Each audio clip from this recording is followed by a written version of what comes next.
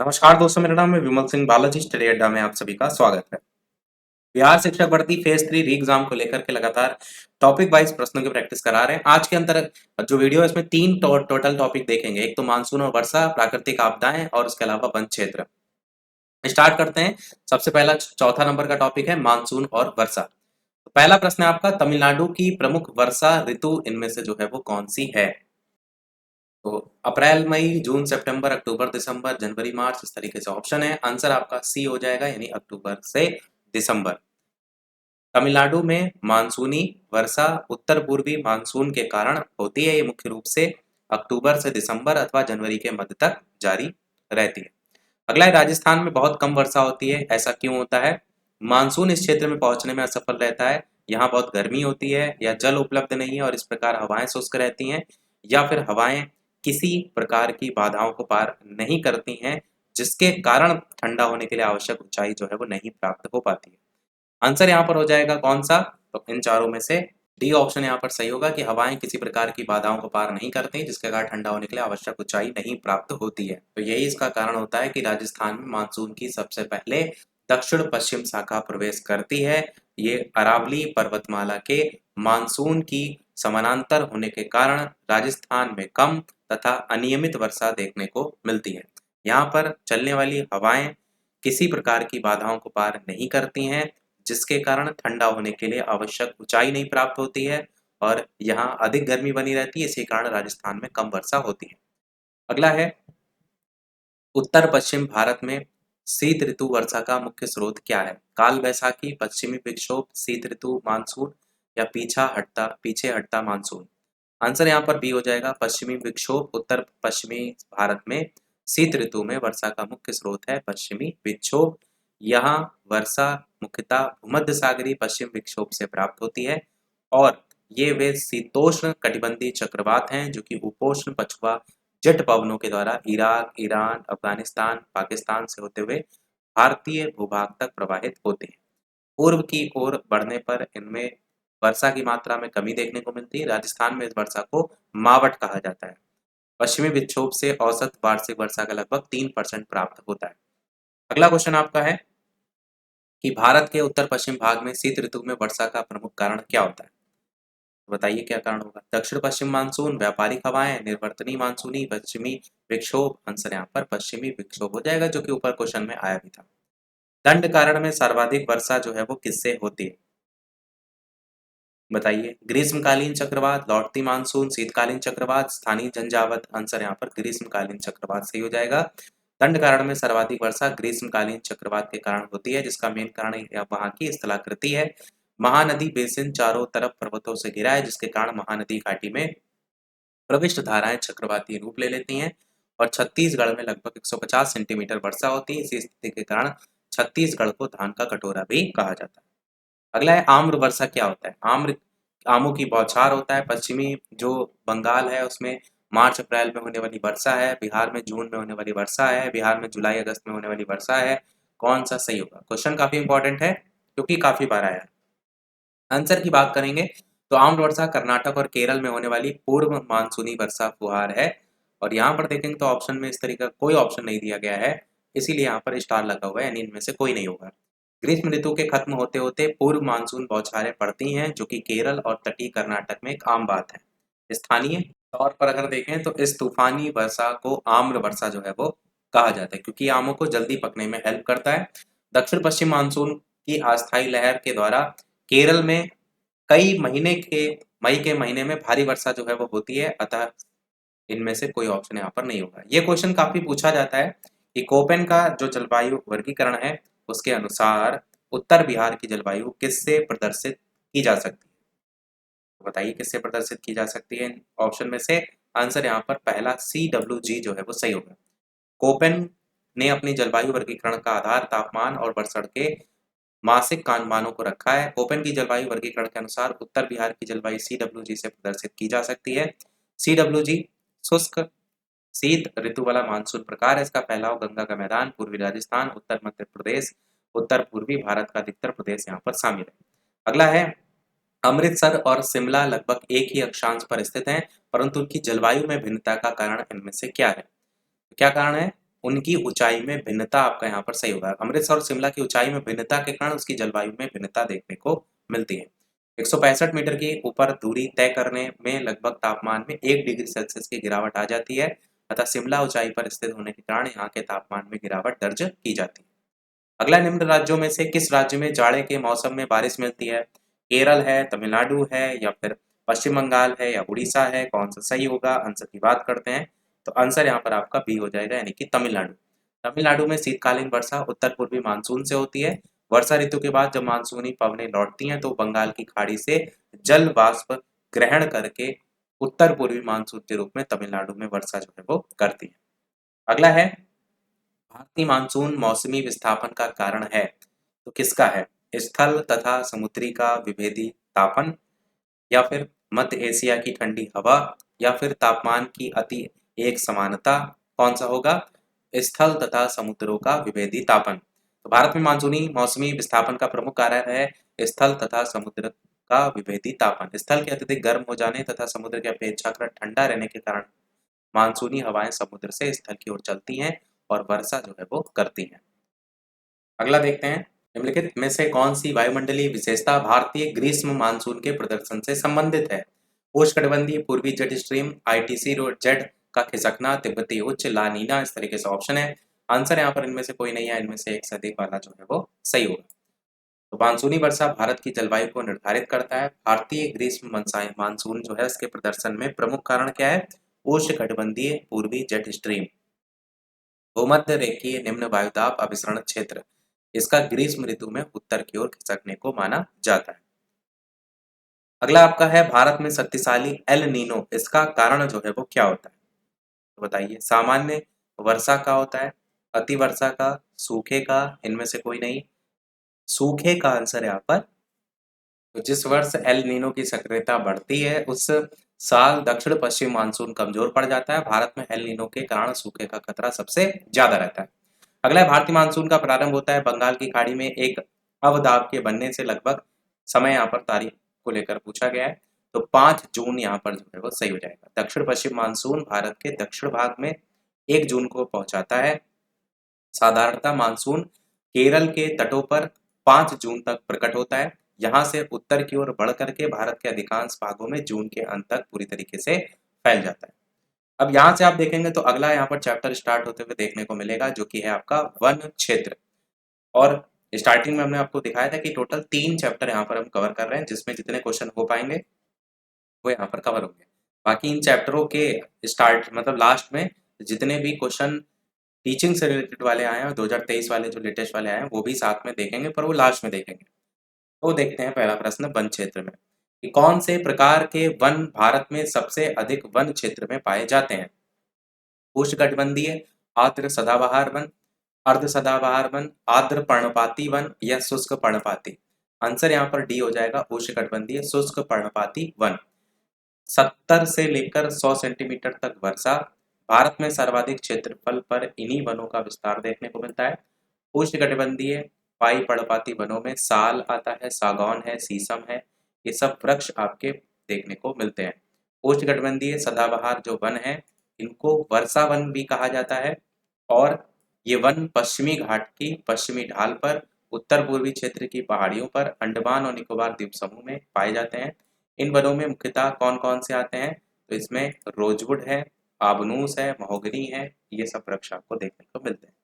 Example से काफी question बनते हैं ना, तो आपको ये एग्जाम्पल जरूर याद रखने हैं, चाहे वो ऊपर वाले एग्जाम्पल हैं उष्णकटिबंधीय आर्द्र वो जो पर्णपाती वन वाले हैं, और ये भी उष्णकटिबंधीय सदाबहार वन।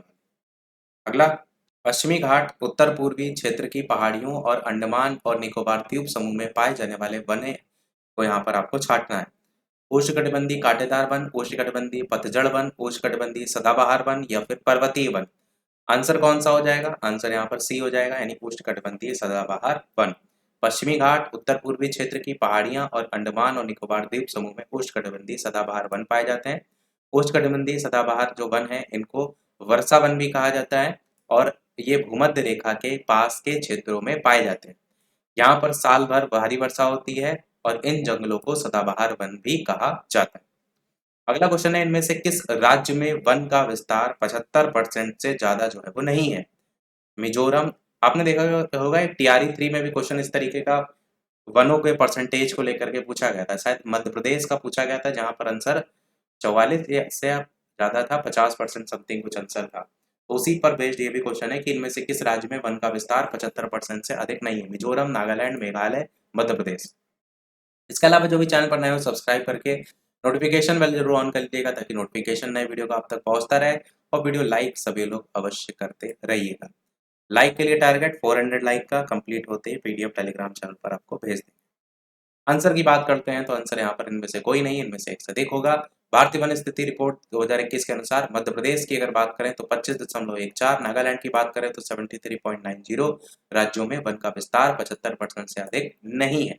जबकि मिजोरम में है 84.53, मेघालय में है 76% क्षेत्रफल। अब यहाँ पर देखेंगे तो मिजोरम भी ऑप्शन में है, यहाँ पर देखेंगे तो मेघालय भी ऑप्शन में है, इसलिए आंसर इनमें से एक से अधिक हो जाए।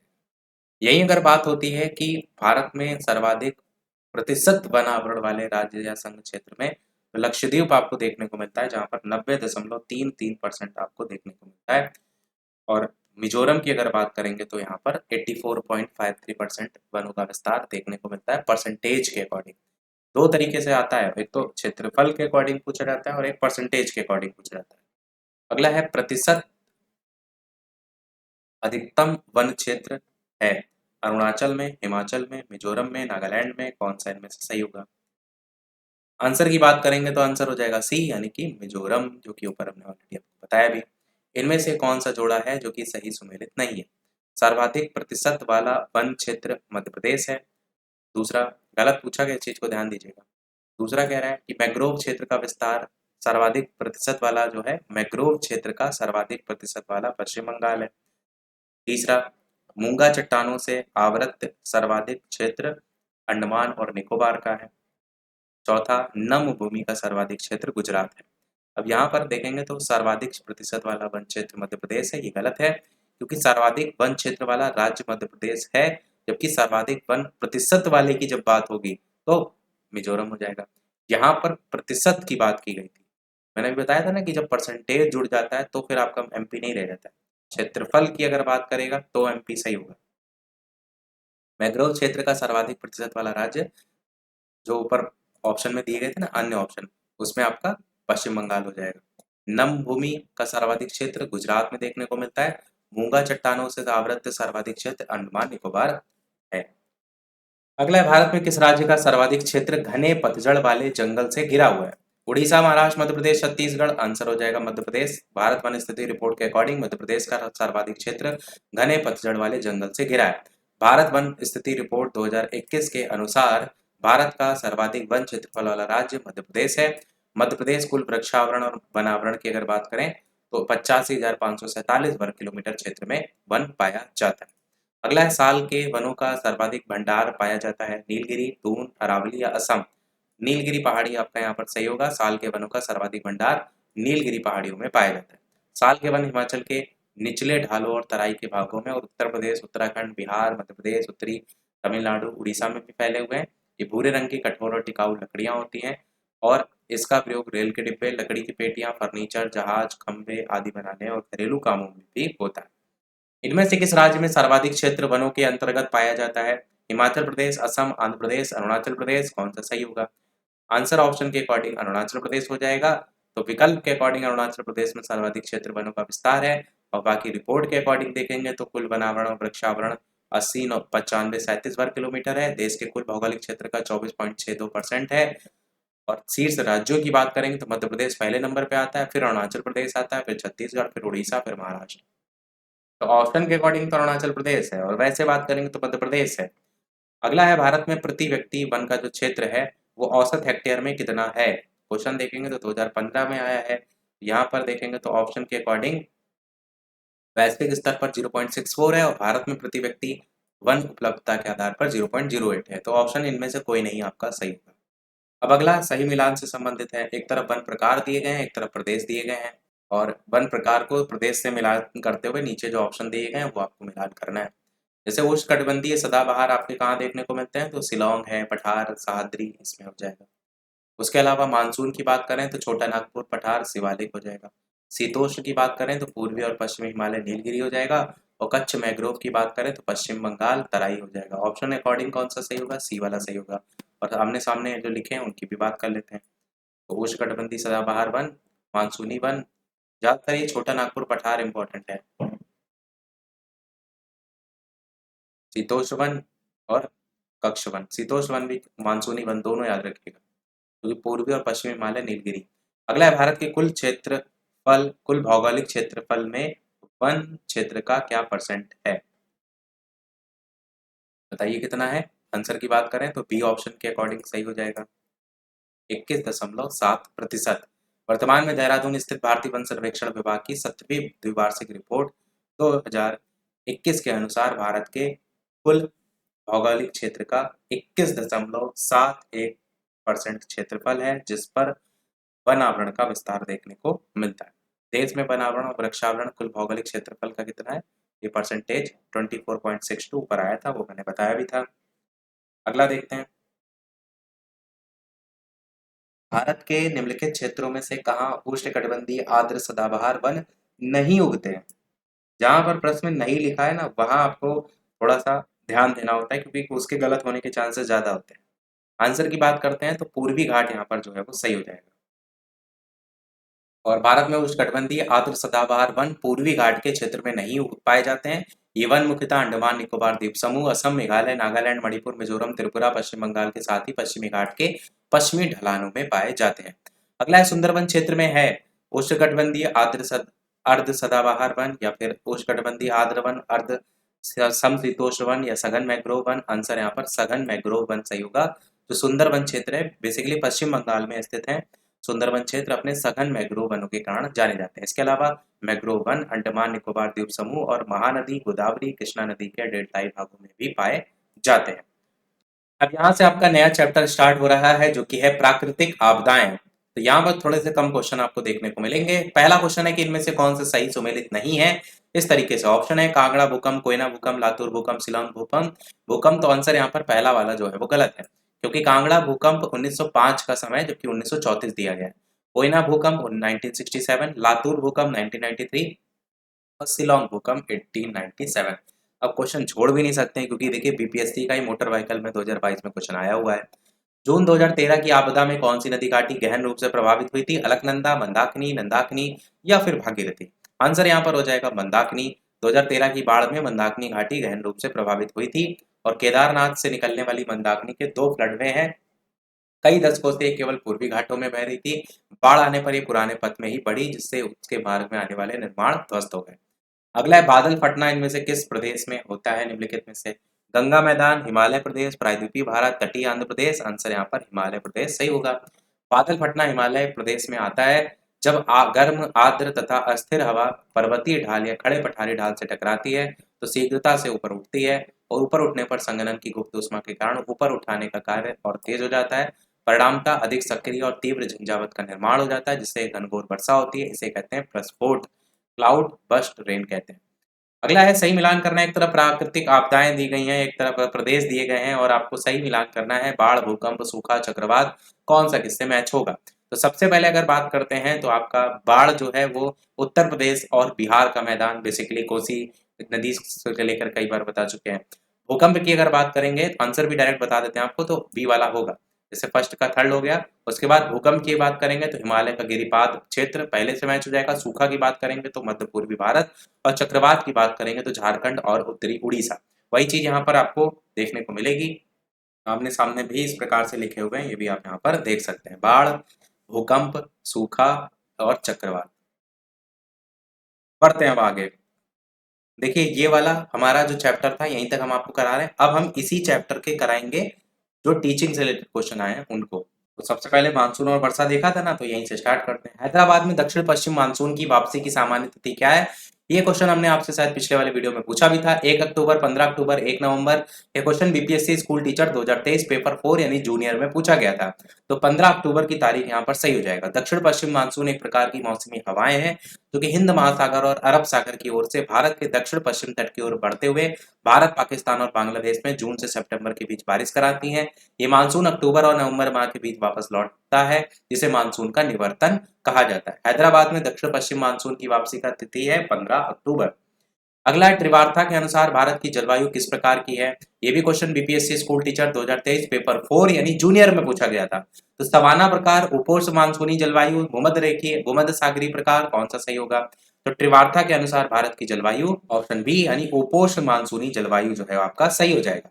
त्रिवार्ता के अनुसार भारत की जलवायु उपोष्ण मानसूनी प्रकार की है। भूमध्य रेखा के दोनों ओर 30 से 45 डिग्री अक्षांशों के मध्य भूमध्य सागरीय जलवायु क्षेत्र विद्यमान है। इसका विस्तार महाद्वीपों के पश्चिमी क्षेत्रों में पाया जाता है।